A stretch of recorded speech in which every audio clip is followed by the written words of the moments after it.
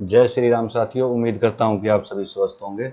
तो साथियों, जैसा कि आपको मालूम ही है कि इस सप्ताह आईपीओ की भरमार है और इसी सी कड़ी में एक आईपीओ और जो है अभी ओपन चल रहा है, जिसका नाम है मिल्की मिस्ट। तो साथियों, यह आईपीओ मेनली डेयरी प्रोडक्ट में ही काम करता है। आईपीओ जो है ना 11 अगस्त से खुला है, जिसकी क्लोजिंग डेट रहने वाली है 13 अगस्त को। और साथियों, अलॉटमेंट हमें देखने को जो मिलने वाली है वो है 14 तारीख को। लिस्टिंग इस कंपनी की होने वाली है 18 अगस्त को। तो साथियों, इस आईपीओ में हमें जो है ना डिमांड काफ़ी अच्छी दिखाई दे रही है। आप स्क्रीन पर देख ही पा रहे होंगे कि अभी तक यह आईपीओ 1 गुना से ज़्यादा सब्सक्राइब हो चुका है ओवरऑल बेसिस पर। और रिटेल की बात करें तो हम यह 1.28 के करीब सब्सक्राइब हो गया है। और इसकी जीएमपी की अगर हम बात करें तो साथियों, इसका जीएमपी अभी जो है ना 24 रुपये के आसपास चल रहा है, जो कि टोटल 15% के आसपास संभावित लिस्टिंग गेन की हमें उम्मीद दिखा रहा है। लेकिन साथियों, मैं आपसे एक ये बात जरूर कहना चाहूँगा कि जीएमपी को देखकर हम लिस्टिंग गेन की उम्मीद नहीं कर सकते। हमें कंपनी के फंडामेंटल्स, कंपनी के फाइनेंस के बारे में, कंपनी के रिस्क के बारे में और काफ़ी मालूमात हमें होनी चाहिए। साथियों, यह कंपनी केवल दूध बेचकर ही अपना पैसा नहीं कमाती। यह कंपनी इसी प्रकार के और भी काम काफ़ी करती है, जैसे कि पनीर, चीज़, बटर, दही, योगार्ट, आइसक्रीम इत्यादि यह कंपनी जो है ना मैन्युफैक्चर करती है। और यह कंपनी रेडी टू ईट और ready to cook food product में भी काफ़ी अच्छा काम करती है। कंपनी का main focus value added service पर ज़्यादा है। और इस कंपनी में जो ब्रांड पोर्टफोलियो है इसका बहुत ही अच्छा है। जैसे कि इस कंपनी के अंदर हम ब्रांड की बात करें तो मिल्की मिस्ट, मार्ची, कैपिला और मिस्टी लाइट जैसे ब्रांड शामिल हैं। साथियों, एक बार हम इस कंपनी के फाइनेंशियल के बारे में भी जान लेते हैं। साथियों, जैसा कि आप स्क्रीन पर देख ही पा रहे होगी, कंपनी के जो एसेट की अगर हम बात करें तो कंपनी के पास 2024 में जो एसेट थे वो 1600 करोड़ रुपए के आसपास थे, और जो कि बढ़कर 2026 में 2700 करोड़ रुपए के आसपास हो गए हैं।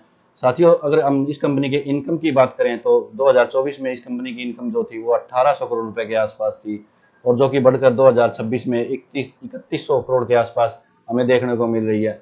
और साथियों, अगर पैट की बात करें तो कंपनी का पैट जो है ना 2024 में 19 करोड़ के आसपास था, और अभी बढ़कर जो है ना 26 में 127 करोड़ के आसपास हो गया है, जो कि काफ़ी अच्छा हम मान सकते हैं। और एबिटा की अगर बात करें तो कंपनी का एबिटा 2024 में 222 करोड़ रुपए के आसपास था, और 2026 में हम देखें तो कंपनी का एबिटा 435 करोड़ रुपए के आसपास है।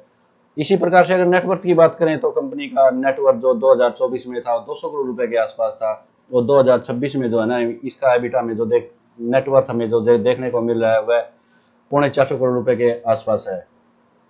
और कंपनी की बोरिंग की अगर हम बात करें साथियों, तो कंपनी की बोरिंग जो थी 2024 में 1000 करोड़ के आसपास थी, जो कि बढ़कर 2026 में 1670 करोड़ रुपए के आसपास है, जो कि थोड़ा बहुत नेगेटिव मार्केट सेंटिमेंट को देखते हुए कंपनी के लिए थोड़ा सा नेगेटिव हो जाता है।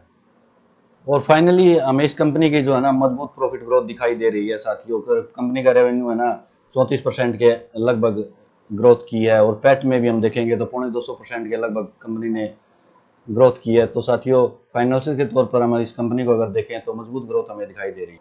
तो साथियों, अगर कंपनी के केपीआई के बारे में अगर हम बात करें तो कंपनी का आरओई जो है ना 2024 में 7% के लगभग था, जो कि बढ़कर 2026 में 32% के आसपास हो गया है। इसी प्रकार से कंपनी का आरओसी जो है ना 2024 में कंपनी का आरओसी जो था वो 8% के लगभग था, और अभी जो बढ़कर 2026 में 11% के आसपास हो गया है। साथियों, एक जो मेन देखने वाली चीज है वो कंपनी का पी है, जो कि 70 के मल्टीपल पर अभी जो है ना मार्केट में ट्रेड कर रहा है इस कंपनी का पी, जो कि थोड़ा सा इसके लिए नेगेटिव हो जाता है। हम ये मान सकते हैं कि यह जो आईपीओ आया है वह थोड़ा सा प्राइज इन है। तो साथियों, जैसा कि आप स्क्रीन पर देख ही पा रहे हो कि कंपनी में जो ध्यान देने वाली जो बातें हैं वो ये रहेंगी कि कंपनी पोस्ट इशू वैल्यूएशन करीब 85 मल्टीपल पर है। कंपनी ग्रोथ मजबूत है, लेकिन आईपीओ का प्राइस जो है ना वो साथियों सस्ता नहीं है, क्योंकि यह कंपनी 70 के मल्टीपल पर ट्रेड कर रही है, 70 के पी के मल्टीपल पर ट्रेड कर रही है। साथियों, अगर हम इस आईपीओ में एप्लीकेशन रिजर्वेशन के बारे में देखें तो आप स्क्रीन पर देख ही पा रहे हो कि इस आईपीओ में जो है ना रिटेल के लिए 3,62,000 के करीब जो है ना एप्लीकेशन रिजर्व की गई है। उसी प्रकार से स्मॉल एचएनआई के लिए देखें तो 3700 के आसपास जो है ना एप्लीकेशन रिजर्व की गई है। बिग एचएनआई के लिए यहाँ पर 7400 एप्लीकेशन जो है ना रिजर्व की गई है। साथियों, अगर आप एज अ रिटेलर अप्लाई करने वाले हैं तो मैं आपको बता दूं कि यहाँ पर लॉट का साइज जो है ना वो 107 शेयर का रहने वाला है। आपकी टोटल इन्वेस्टमेंट जो जाने वाली है वह लगभग 15,000 के आसपास रहेगी। साथियों, इस कंपनी की अगर स्ट्रेंथ की बात करें तो मैं आपसे कहना चाहूँगा कि कंपनी हमेशा ही ऑटोमेटिव मैन्युफैक्चरिंग पर ज़्यादा फोकस करती है। इनके पास जो इंस्ट्रूमेंट है वो काफ़ी आधुनिक हैं।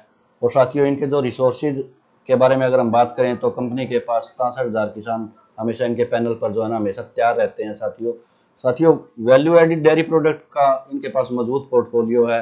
अगर टीम की बात करें तो बेहद ही अनुभवी टीम इनके पास है। और साथियों, यह कंपनी सोलर और विंड पावर पर भी मेन फोकस रखती है। तो बिजनेस के पर्पज से देखें तो यह काफ़ी पॉजिटिव हो जाता है कंपनी के लिए। साथियों, किसी भी कंपनी में अगर हम इन्वेस्ट करते हैं तो सबसे पहले उसके रिस्क फैक्टर को भी हमें ज़रूर ध्यान देना चाहिए कि उस कंपनी में रिस्क क्या है। तो साथियों, इस कंपनी की अगर हम बात करें तो मैं आपसे बताना चाहूँगा कि कंपनी एक प्रमुख मैन्युफैक्चरिंग फैसिलिटी पर काफ़ी ज़्यादा निर्भर है। Food contamination, product safety risk इस कंपनी में लगातार बना रहता है। रेगुलेटरी अप्रूवल, कंप्लायंस रिस्क इस कंपनी में लगातार बना रहता है। आप ये मान के चलिए कि कंपनी में कर्ज में भी बढ़ोतरी हो रही है। साथियों, सबसे ऊंचा रिस्क तो इसका 70 का पी जो हमें दिखाई दे रहा है वह यहाँ पर बन जाता है। तो यह आईपीओ जो है ना वैल्यूएशन के हिसाब से थोड़ा सा नेगेटिव है। कंपनी के बारे में हमने जाना कि कंपनी क्या करती है, इसका फाइनेंशियल कैसे हैं, इसमें नेगेटिव पॉइंट क्या है, इसमें पॉजिटिव क्या पॉइंट क्या है। तो साथियों, अभी फाइनल डिसीजन बनाने का समय आ गया है, क्या हमें अप्लाई करना चाहिए। अप्लाई करना चाहिए तो क्यों करना चाहिए, मैं आपको बता देता हूँ। इस कंपनी का जीएमपी अभी 24 रुपये के आसपास चल रहा है, जो कि इसकी वैल्यू पर 17% के आसपास रिटर्न के अंदेशा हमें दिखाई दे रहा है।